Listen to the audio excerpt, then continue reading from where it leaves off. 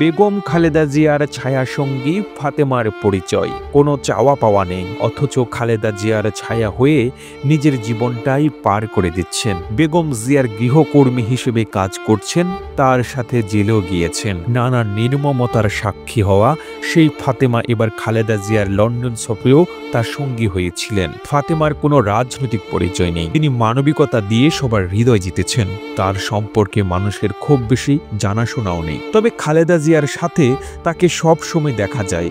যেখানে BNP chairperson, সেখানেই তার গৃহকর্মী ফাতেমা। প্রতিকূল অনুকূল সব পরিস্থিতিতেই তিনি তার এই দায়িত্বে অবিচল ছিলেন। 2018 সালের কথা। বছরটি ছিল বিএনপি চেয়ারপারসন বেগম খালেদা জিয়ার কারাবাসের। কঠিন ওই সময়টাতেও তাকে একা ছাড়েননি গৃহকর্মী ফাতেমা।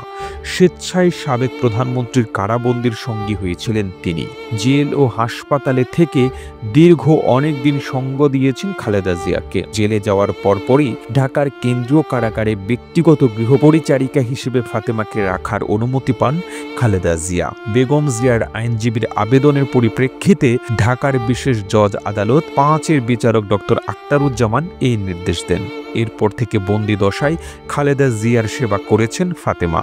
এই নিয়ে গণমাধ্যমে হয়েছিল নানা আলোচনা। খোদ সাবেক প্রধানমন্ত্রী শেখ হাসিনাও ফাতেমাকে নিয়ে কথা বলেছিলেন। তবুও নিজের কাজ থেকে সরে আসেননি ফাতেমা। প্রাণঘাতী করোনা ভাইরাসের মধ্যেও বঙ্গবন্ধু শেখ মুজিব মেডিকেল বিশ্ববিদ্যালয়ে খালেদা জিয়ার সঙ্গে একই কেবিনে ছিলেন তিনি। নানা রোগে আক্রান্ত বেগম জিয়াকে সহায়তা করেছিলেন। তাকে বাথরুমে ধরে নিয়ে যাওয়া থেকে শুরু করে মুখে তুলে ওষুধ খাওয়ার কাজ করেছেন এই ফাতেমা। চিকিৎসকদের দেওয়া তথ্য মতে অসুস্থতার মধ্যেও বেগম জিয়া রোজা রাখতেন, তবে হাসপাতালে দেওয়া খাবার খেতেন না তিনি। তাই ফাতেমা পছন্দের ইফতার তৈরি করে তাকে খাওয়াতেন। জিয়া পরিবারের সাথে ফাতেমার সম্পর্কটা আরো আগের। তিনি শুধু গৃহকর্মী বা সেবিকাই নন, যেন ওই পরিবারেরই অংশ।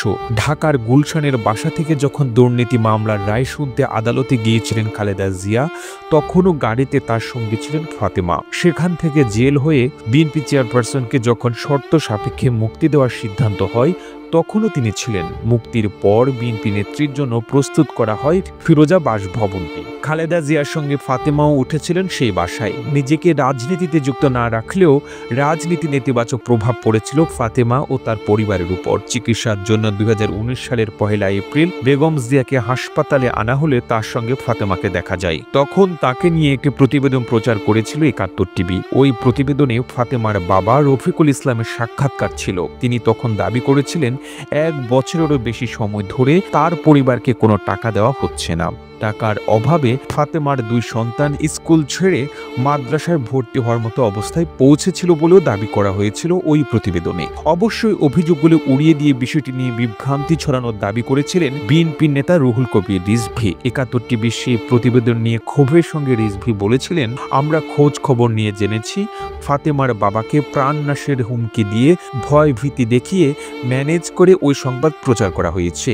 ফাতেমার পরিবারকে তার প্রাপ্য ছাড়াও অগ্রিম টাকা দেওয়া হয়েছে। ফাতেমা ভালোভাবে দেশবাসীর নজরে এসেছিলেন 2014 সালের মার্চ ফর ডেমোক্রেসি কর্মসূচিতে। সেই কর্মসূচির এক পর্যায়ে বেগম জিয়া তার বাসভবন ফিরোজার দোরগোড়ায় পুলিশের চাপে ঠিক মতো দাঁড়াতে পারছিলেন না। তখন ফাতেমা এক হাত দিয়ে তাকে শক্ত করে ধরে রেখেছিলেন। বাকি বছরগুলোতেও তিনি ঠিক সেইভাবেই শক্ত হাতে খালেদা জিয়াকে আগলে রেখেছেন। নানা অসুস্থতায় বন্দি দশার সেই কঠিন দিনগুলোতে যখন তার সেবা করার কেউ ছিল না, তখন ফাতেমাই ডাক্তার রূপে সেবা শুশ্রূষা দিয়েছেন। দুঃসহ সময়গুলোতে পার করার পর এখন খালেদা জিয়া ও ফাতেমা দুজনেই মুক্ত বাতাসে নিঃশ্বাস নিচ্ছেন। খালেদা জিয়ার প্রতি ফাতেমার এই দরদ কৃতজ্ঞতার থেকেও বেশ কিছু, যেন অকৃত্রিম ভালোবাসার এক অপরূপ নিদর্শন। প্রতিবেদনটি তৈরিতে তথ্য ও উপাত্তের সাহায্য নেওয়া হয়েছে পেরিস্কোপ ভিডিওস নামক ফেসবুক পেজ থেকে। আর এতক্ষণ আপনারা সঙ্গে ছিলেন বিশ্ব বাংলার। সেই সঙ্গে আপনি বাংলাদেশের কোন জেলা থেকে বেগম খালেদা জিয়ার ছায়া সঙ্গে ফাতেমার এই ভিডিওটি দেখছেন আমাদের কমেন্ট করে জানান। আমরা পরবর্তী ভিডিওতে আপনাকে ধন্যবাদ জানাতে ভুলব না। এতক্ষণ বিশ্ব বাংলার সাথে থাকার জন্য অসংখ্য ধন্যবাদ।